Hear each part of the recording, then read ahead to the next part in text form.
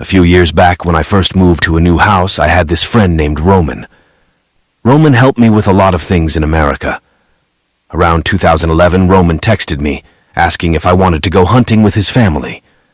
His family lived in Oregon, where his dad, Uncle Chuck, had a farm. Of course, I said yes.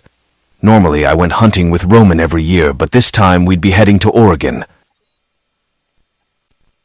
After we finalized the plan, I packed up my gear and made my way to Oregon to meet Uncle Chuck, Roman's dad. Uncle Chuck was a Vietnam vet, real name Charles, but I called him Uncle Chuck. He loved hunting during November and December every year. Outside of those months, they focused on farming, but this time of year was their family hunting tradition. After getting together with Uncle Chuck, we had a brief chat about what we'd be hunting that year. Then he finally revealed that we'd be hunting deer this year.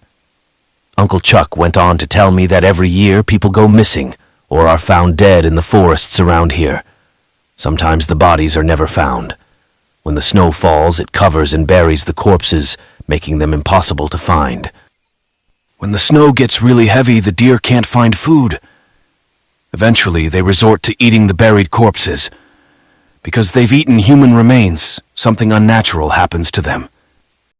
These deer become not quite right. As I listened, it started to make sense. The deer might not be like normal deer. Considering how big the forest is, it's believable. Every year, a lot of people go missing, around 2,500 to 3,000 people. Out of those 3,000 cases, the park rangers manage to find about 1,000. Out of those, half are found alive and half are found dead. So in the end, 500 people die, 500 are found alive, and 2,000 just vanish into the forest. After we wrapped up the briefing, we set out the next day to hunt deer. Our team had 4 people, me, Roman, Uncle Chuck, Roman's dad, and Billy, a Native American who worked on Uncle Chuck's farm. The forest we went to was called Wendigo Pass. I figured Wendigo wasn't just any word. It sounded like something from a tribal language. So I asked Billy what it meant. Billy seemed reluctant to explain, but Roman nudged him, saying it was okay to tell me. Billy then explained that Wendigo is from the Algonquian language, used by northern Native American tribes. Wendigo translates to cannibalism. Besides meaning cannibalism, it also refers to a type of monster believed to live in the forest by the northern tribes. Winters in the north are brutal, and the Wendigo is part of their folklore, representing something more sinister and horrifying than just the cold. In the summer, if the tribe didn't store enough food, they'd starve in the winter. Some people, when they ran out of food, would start eating human flesh. Not by killing someone, but by eating those who had already died from starvation. People who did this were cursed to become Wendigos. A Wendigo is similar to a human, but with elongated bones and pale skin, and they have no lips. If they can't find human flesh, they'll start eating their own. They roam endlessly like this until the end of the world. After hearing this, I thought, now we have 2 things that eat human flesh. The strange deer and the Wendigo, which shares its name with the forest we're heading into. We bought tickets to enter the forest, each planning to hunt a deer. While getting the tickets, we were briefed about the forest, which was an old volcanic area. They warned us that compasses wouldn't work there. We were also told never to use someone else's campfire. If you see a campfire, ignore it and move on. There have been reports of lost hikers found sleeping next to corpses. They said they saw a traveler tending a fire, but when the rangers found them, they were nearly frozen to death. I started to get a little scared, but we had a good-sized group and all our gear. We used 2 ATVs to haul our stuff into the forest. Before heading in, we stayed at a hotel on the edge of the forest for 1 night. The next morning, I headed into the forest. I remember that day clearly because the fog was thick. We slowly drove our ATVs into Wendigo Pass. Just before we entered, we saw a bunch of people in orange vests running around. Roman turned to me and said, "For sure someone's gone missing in the forest." From the number of people in orange vests, I guessed they were a search party looking for the missing person. The sheriff told me not to go in yet because our ATV tracks could mess up the existing tracks and scent trails they were following. This delay cost us a couple of hours. While waiting, I chatted with one of the rangers on break, asking if they'd experienced anything strange during their searches. The park ranger said that most things could be explained by science. For instance, in this current case, 2 people went into the forest and 1 went missing. The other guy saw a deer pass by and tried to shoot it with a handgun instead of a rifle because it was easier to handle. But handguns are illegal for hunting because they aren't powerful enough to kill a deer with 1 shot. He wounded the deer, then jumped off his ATV to chase it and vanished. The ranger also told me about another weird case where someone had been missing for 3 or 4 days. When they found him, he was dead, lying just off the path. It was strange because if he had just turned around, he would have seen the way out of the forest. Some of the missing people in the forest were suicides.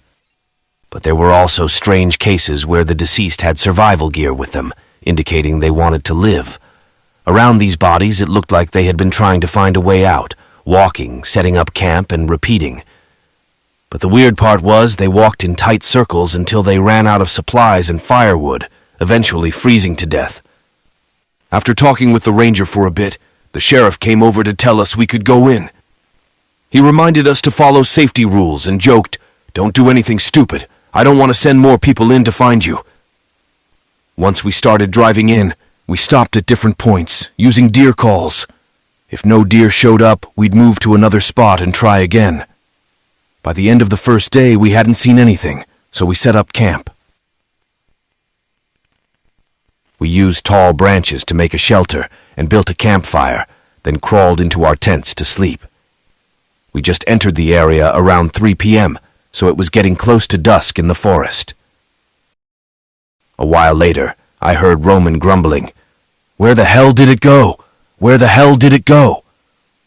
I asked him what he was looking for. Roman said he was looking for his bow. He remembered putting it down right here, but now it was gone. I told him to check thoroughly. Maybe it was by the ATV. Roman insisted he took it down himself and left it right there. Then, to my surprise, I saw the bow leaning against a tree at the edge of the clearing. In our open camping area, you could see the tree line, and there it was, propped against a tree. How did it get there? I figured Roman might have forgotten. Maybe he went for a smoke and left it there. Roman thought Billy was playing a prank because we were all around the same age and might mess with each other. Roman was about to walk over and get the bow when Uncle Chuck shouted, "Where are you going? What are you doing? Don't go into the forest alone." Uncle Chuck said, "I'll go with you."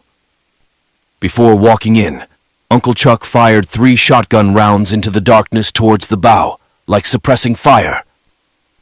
After clearing the way, he let Roman retrieve the bow. When they got back, Uncle Chuck changed our sleeping arrangements. Instead of 1 person per tent, we paired up, 2 per tent. The night passed without incident, but we started to feel like something was trying to split us up. The next morning, we continued our journey. But on the second day, I was the first to bag a deer. As we were driving the ATVs, I was assigned to watch our backs, so I sat back to back with Roman, keeping an eye out behind us for any predators or whatever might come our way. Since I was watching the rear, I had a good view when a deer walked out. I took the shot. Once a deer is down, we usually divide the meat and antlers. I kept the antlers since they were worth a good $1,500 about 10 years ago. The deer we hunt are huge, standing about 3 meters tall. After I shot the deer, we had to prout 2 to 3 hours. This slowed us down significantly. We were supposed to reach our second campsite before dark, but due to the delay, we ended up traveling at dusk. Because I was sitting backward, I didn't have the ATV headlights to guide me. So I used the flashlight attached to my gun, turning it on and off to save battery while keeping an eye out. Then something happened. While my flashlight was off for about a minute, I heard something. It started as a sound. Now, I'm no expert in animal noises, but I heard something running. The creepy part was it sounded like it was running on 4 legs, then switching to 2. Yes, running on 4 legs, then 2. I'm not mistaken. It was following us. Instinctively, I lifted my gun and turned on the flashlight. What I saw was bizarre. A flat black circle. Not a sphere, but a completely flat, pitch-black circle. It was almost right up against the ATV, about 15 feet away. I didn't know what it was, but it felt supernatural. I watched it for about 5-6 seconds without freaking out or calling my friends. I was curious about what this black circle would do next. And what it did was sink slowly into the ground, like a sunset disappearing below the horizon. At that moment, the temperature was around 30 degrees Fahrenheit, but my hands were sweating like crazy. I wasn't scared of ghosts or anything. I was terrified because I had no idea what that thing was. When we finally got to the second campsite, I hadn't mentioned what I saw to anyone. But once we got settled in, I asked Billy if there was any legend that might explain that black circle I saw. Billy said there wasn't, but he started thinking about what it could be. I then told everyone about the black circle. Uncle Chuck asked for everyone's ammo, gathered it up, muttered some prayers over it, and then handed it back to us. We all went to bed, still paired up in the tents. I found it hard to sleep, feeling unsafe since I was the only one who saw that thing. The next morning, we packed up to continue our journey. While packing, I chatted with Billy, asking what he thought that thing from the night before could be. Billy told me it wasn't a Wendigo for sure because Wendigo eat flesh. They would have just attacked me outright. The thing I saw had no definite shape. Billy guessed it might be a Wee-Choo-Kay. They are something that's more worrisome than you might think. A Wee-Choo-Kay, he explained, is like a territorial spirit in North American legends. Unlike the landlord spirits from other cultures that might bargain or talk, Wee-Choo-Kay only consume. They eat people. Billy was sure it was a Wee-Choo-Kay because when we woke up there were crows all over the camp. According to indigenous beliefs, Wee-Choo-Kay are followed by crows. If a Wee-Choo-Kay marks someone, it sends crows to track them. Billy said that one of us, or maybe all of us, had been marked. I argued that maybe the crows were just there for the deer meat from the day before. Billy shrugged and said I could believe that if I wanted, but according to his beliefs, we were definitely marked. I suggested that maybe we should head back, considering what had happened. Billy pointed out that whether we went back or pressed forward, we'd still need to camp out for another night. So either way, we had to spend one more night in the woods. So everyone voted to keep moving forward. We had already arranged for someone to park a car on the other side of the forest. Our plan was to drive the ATVs through the forest and get to the car on the other side. When we reached the third campsite, it was a bit better because we didn't have to sleep in tents. This spot was an old mining town. Back in the day, people found a gold vein in the forest, so they set up a whole community with a post office, a hotel, everything. Once the mining days were over, the town was abandoned. Now, during hunting season, people take over the old houses to sleep in. Our group headed to the last house, set up our sleeping areas, and got ready for the night. I took the chance to talk to Uncle Chuck about that Wendigo deer. I asked him if he had seen it himself or if someone had told him about it. Uncle Chuck explained that about 3 years ago, he was camping with some army buddies. While they were sitting around the fire, he caught a whiff of something rotten, like a corpse. They started searching for the source of the smell and eventually found a backpack and a pair of shoes at the base of a tree. Looking up, they saw a body hanging from the branches. It had been dead for quite a while. Uncle Chuck and his friends managed to get the body down and found an ID. It was a woman. They decided to bury the body and mark the spot, planning to inform the authorities once they were out of the forest. After that, they went back to their camp to sleep. But just as they were about to fall asleep, they heard a noise, something digging in the snow. They went to check it out and saw a deer gnawing on the dead woman's arm, trying to twist and pull it off. The deer managed to rip the arm from the body and then ran off into the forest with it, so we picked this abandoned house to stay in. As I walked in, I noticed the belongings of the previous hunter scattered around. It seemed like they had encountered something and left in a hurry. This gave me a bad feeling, so I told Billy we should find another house. Billy replied, "No need to switch. The problem isn't the house, it's something outside." While we were setting up for the night around 8 p.m., I was chatting with Roman inside. Billy and Uncle Chuck were talking outside. Suddenly, Billy and Uncle Chuck burst into the house, yelling for us to get our guns. "Guns! Guns!" they shouted. Roman asked what was going on, and Billy just told us to listen. We heard a loud, eerie sound, like a mute person trying to scream, amplified as if through a speaker. None of us could figure out what it was or what kind of animal might make that noise.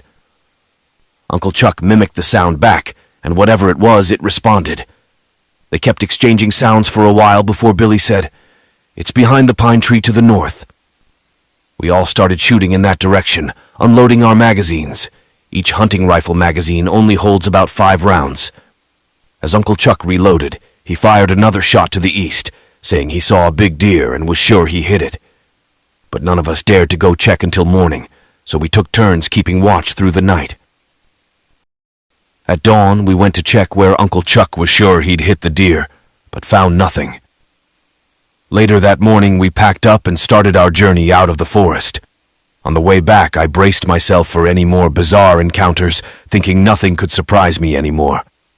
In summary, that year only Roman and I managed to shoot a deer. After leaving the forest, we gathered at Uncle Chuck's house for a meal before heading our separate ways. That was the end of our 2011 hunting trip. The following year, Roman texted me, inviting me on a bear hunt near the Canadian border. But I had to decline because I had used up all my vacation days the previous year. Little did I know that 2011 would be the last time I'd ever go hunting with Roman. In 2012, Roman disappeared in the forest. He went bear hunting with one friend in the North Cascades. They were last seen near the town of Diablo, and then nothing. The rescue team couldn't find any trace of them. Uncle Chuck organized 2 searches over the next 2 years, but found nothing. The forest is just too vast. If I think about it in a supernatural way, maybe we were marked since that last trip, which led to Roman's disappearance. I still don't understand why Roman didn't go with more experienced people, or take a bigger group. To this day, Roman is still missing. I hope that someday Uncle Chuck gets some clue about his son's fate,